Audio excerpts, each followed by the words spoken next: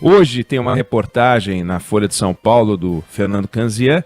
Ele fala da subnotificação, que é uma preocupação, subnotificação de casos do coronavírus nos estados e municípios. E hoje o coronavírus vai bater duas marcas simbólicas oficiais. Uma, 1 milhão de infectados no mundo, vai chegar em poucos momentos, e outra, 50 mil mortes.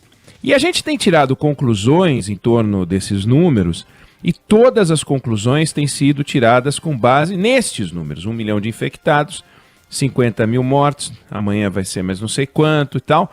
E eles partem de alguns pressupostos que a gente bem sabe que são irreais.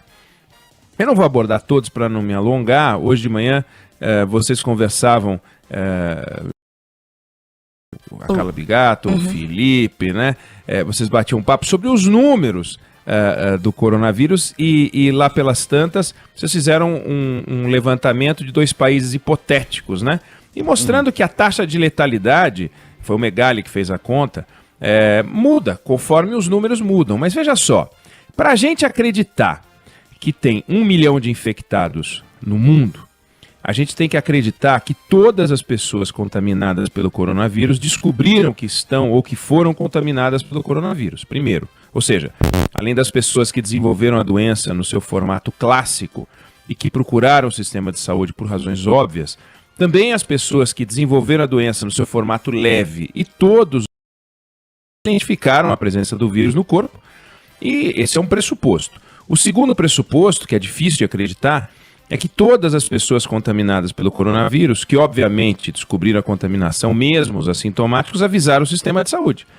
E que o sistema de saúde de todos os países contabilizou todos os casos sem necessidade de teste, porque não tem teste para todo mundo. Então, como é impossível que todos os contaminados tenham descoberto a contaminação, que todos os contaminados tenham avisado o sistema de saúde dos 200 países onde a Covid apareceu, e como o sistema de saúde não contabiliza os casos que não tenham sido testados, é evidente que o 1 milhão de casos é muito provavelmente um número fake, ou seja, uma fake news oficial, que é divulgada pela OMS, não porque ela seja uma difusora de dados falsos, porque ela queira, é o dado disponível, né? Basta ver, por exemplo, que o Brasil não chegou a 7 mil casos e os Estados Unidos têm mais de 215 mil, quer dizer, o vírus prefere atingir americanos, porque o PIB lá é maior, dá para comer mais porque os americanos são mais gordos, né? A Itália e a Espanha, que são países menores, têm 110 mil casos cada um. Então, é seguro, é crível que tenha muita gente com o vírus circulando por aí no Brasil. Daí a reportagem da Folha de São Paulo de hoje fazer sentido, do Fernando Canzian, observando que tem uma subnotificação importante. Não dá para dizer, embora ela possa ser uma notícia ruim, não dá para dizer que ela é uma notícia ruim ou uma notícia boa, a subnotificação. Tanto pode significar que muitos desses casos irão parar nos hospitais, como pode significar que a taxa de letalidade seja muito mais leve, ou seja, as pessoas possam ter as versões leves da doença e simplesmente vão ficar à margem dos dados e a gente não vai conseguir saber exatamente a extensão da doença, mas mais importante do que saber a extensão da doença é evitar mortes. De forma que pode ter uma subnotificação importante no número de casos. Pode ter também uma subnotificação no número de mortos.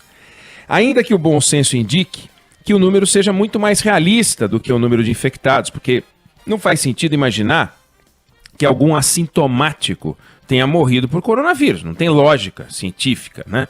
Como o que leva à internação, em geral, é a falta de ar, talvez, e é provável, em casa, sem ir ao hospital, mas não deve ser um número tão expressivo quanto aqueles que aumentam a base do 1 milhão, que pode ser o dobro, o triplo, ou sabe-se lá quantas vezes mais. Em alguns lugares, na reportagem da Folha de São Paulo, Fernando Canzian especula, ou com base nas entrevistas que fez, em até 30 vezes. Tem gente falando em 10, 15, não dá para saber. Eu estou colocando esses dados não para dar uma notícia assustadora, olha, tem muito mais gente doente do que a gente imagina, mas pelo contrário, quanto maior for a base de pessoas que tenham contraído o vírus, e aí, retomando a conversa que vocês tiveram hoje de manhã, menor é a taxa de letalidade da doença.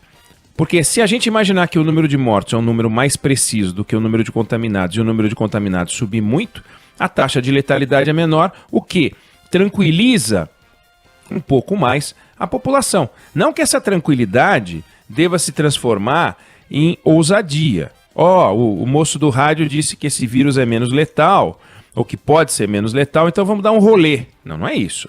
Até porque você não tem meios, né, o ouvinte queridos, não tem meio de saber se uma vez contaminados, eles vão desenvolver a doença e se vão desenvolver a forma leve da doença. Então, não vamos jogar na loteria, nós só estamos olhando estatísticas. Aí, as estatísticas da Organização Mundial de Saúde, sobre o comportamento que a gente deve adotar, aí elas são bem úteis. Do total de contaminados no mundo, isso inclui todos os países, os que enfrentaram o pior momento e já se livraram dele, tipo a China e a Coreia, embora haja na Ásia uma preocupação por uma segunda onda, uma onda de recontaminação. É uma discussão. Lá tem gente escrevendo sobre isso, tem gente estudando isso para ver se isso acontece ou não. Inclui os países que enfrentam o pior momento, tipo Itália e Espanha, que já começam a encontrar números mostrando que eles podem já estar deixando para trás o pior momento, embora os números sejam muito ruins. Inclui os países que estão começando a entrar no pior momento, tipo Estados Unidos, mais de 200 mil casos, e países tipo o Brasil, que esperam o pior momento para daqui 2 ou 3 semanas. Pois então, o total de contaminados no mundo, desde que essa história começou, e começou na China, 73% dos contaminados ainda estão doentes. Ou seja,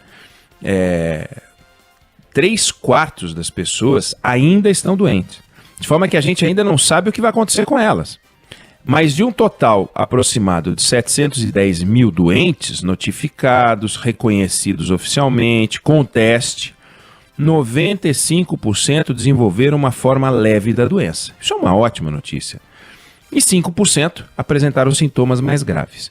Esses são 710 mil pessoas daquele bolo de quase 1 milhão, 3/4.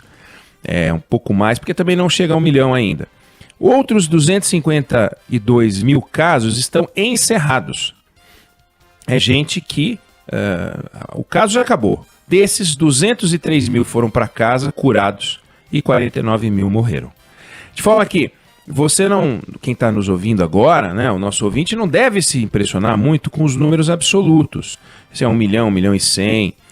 Na crise, o que vale para nós são as curvas, não o retrato. Né? O retrato, como a gente viu, pode conter uma distorção. Mas a curva, mesmo trabalhando com um número distorcido, é algo importante. Quer dizer, quantos casos a gente está registrando por dia no Brasil? E o Ministério da Saúde está atualizando todos os dias, a Band News FM cobre aqui no final da tarde a entrevista coletiva do Ministério da Saúde.